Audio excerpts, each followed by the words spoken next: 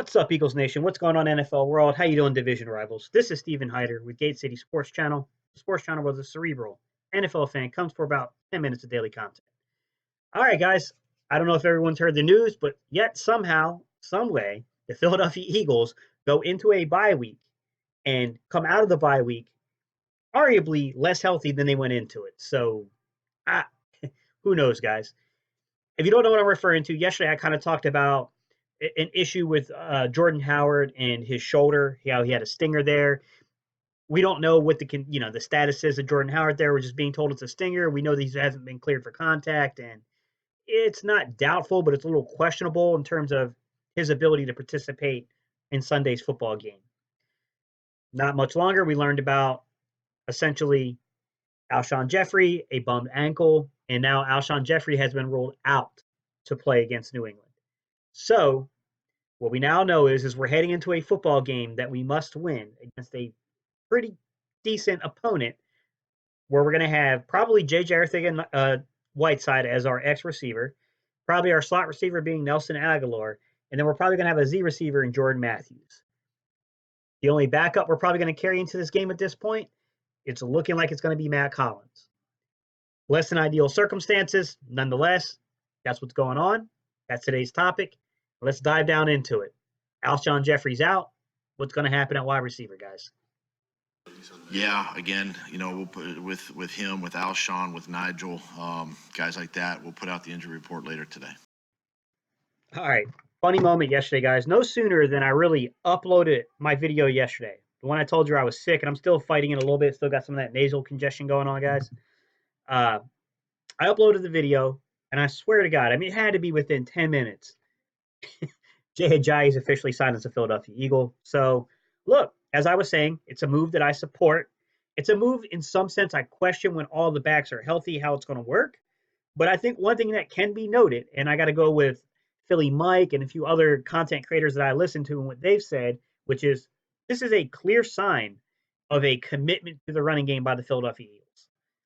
That part gets kind of hard to dispute.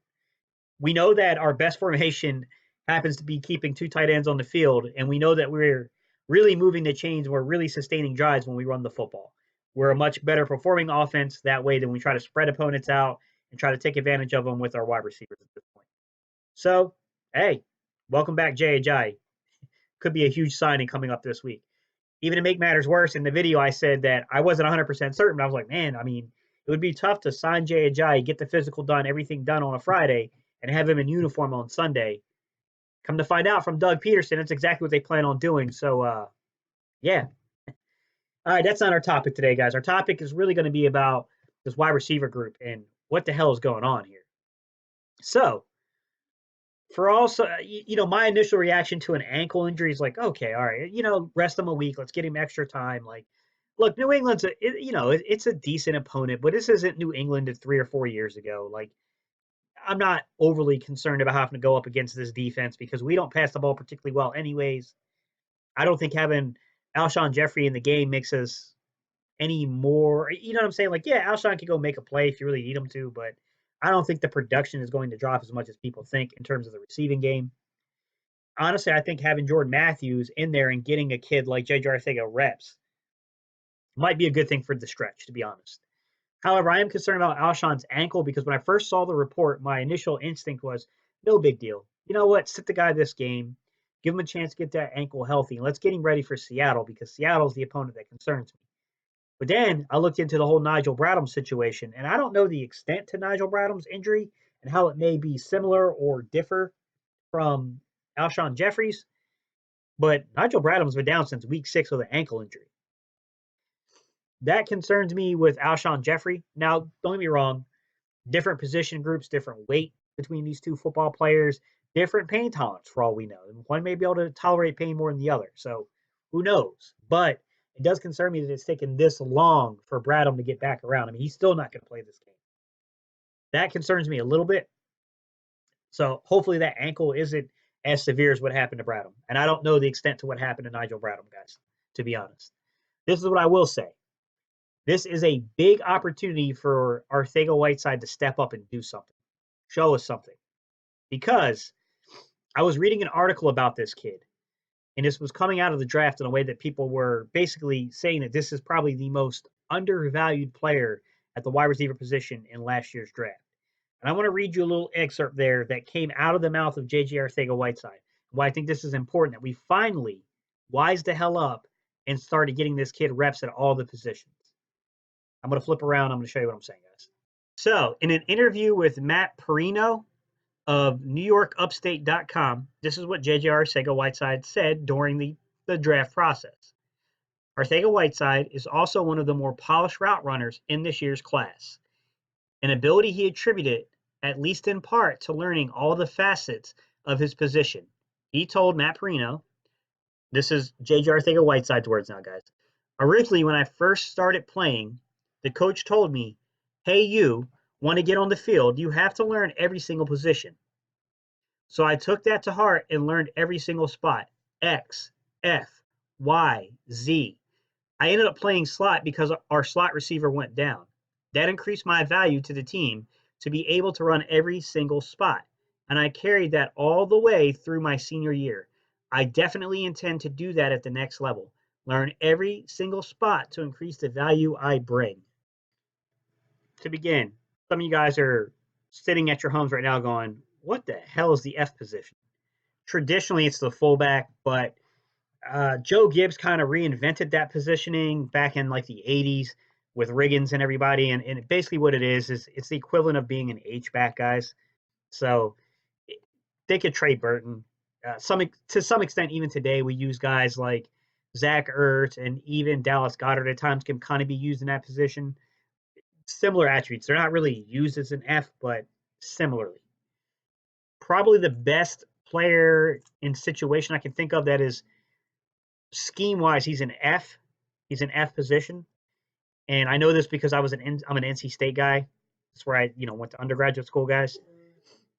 Jalen Samuels, my bad, guys, of the Pittsburgh Steelers. He's a clear F type back. He's a clear H back type, somewhere between a running back and a tight end. That's basically what he's referring to. What sticks out to me is the fact that this kid, he's a smart kid and he understands that route running is important. This kid isn't going to get separation with speed. It's not going to happen. He's going to get separation by understanding the particulars of route running, building chemistry with your quarterback, and being exactly where your quarterback needs you to be. That's how you're going to get separation as a guy that runs about a 4.49. Because every defensive back in the league is going to run similar speed to that. So you're not really going to get a lot of separation from that. So when we look at a guy like Arcega-Whiteside stepping into the lineup, I think this is an important step for this kid. I think we've got to pay attention, and I think that you can see the coaching staff understands the importance of what is going on at this point. They could have gone out and they could have signed a player. They could have brought in another player. And I know some of you are going to say, well, why didn't they? I don't know, guys. I'm not in that front office. I don't make those decisions. They could have went out and they could have got J.J. Nelson. They could have added a second wide receiver in addition to Jordan Matthews. Instead, they opted to get this kid more reps, which I do agree with. The kid needs more reps. He spent a second round pick on him. We got to find out what this kid has. With that said, the Eagles then this week, instead of going out and signing a guy like J.J. Nelson, when they found out that, look, we're going to miss an important game, it's going to be missed by this player. What did they do? They stuck true to themselves and said, okay, let's find a guy who knows the system to an extent. Now, look, there's going to be some subtle differences between what Jay Ajayi knew from last year and the year prior to what's going on with the playbook this year, but there's subtle differences he should be able to pick up pretty quickly. And of course, he's got to get his football lungs under him.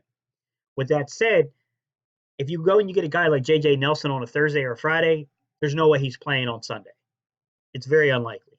It's going to take time for him to get implemented into the offense. Like all that stuff becomes a factor.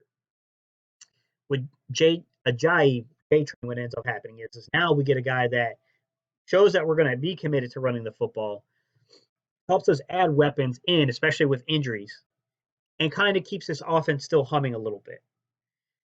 What also happened, I noticed, is okay, we go get a guy like Jay Ajayi instead of going and getting like, J.J. Nelson or someone else, which I still think that the Eagles could have made 100 moves prior to all this happening during the bye week, and they failed to do it. So I'm not letting them off the hook on that perspective because there was a lot of missed opportunity. But if I'm just judging in a vacuum, this particular move, it's the right move given the circumstances of events.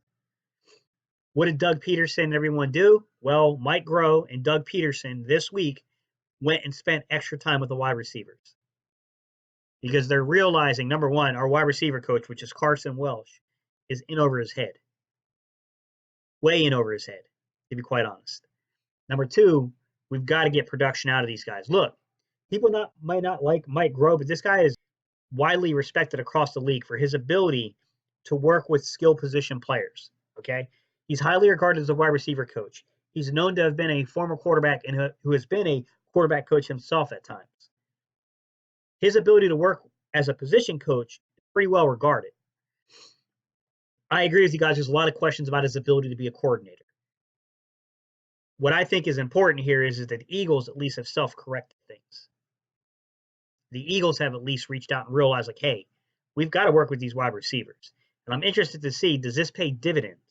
Because if Mike Groh and Doug Peterson spending time with the wide receivers starts to have productivity, oh boy, we got to really start to question Carson Welch because something ain't right. Something ain't right if that's what happens. All right, guys, to conclude here, my prediction is simply this.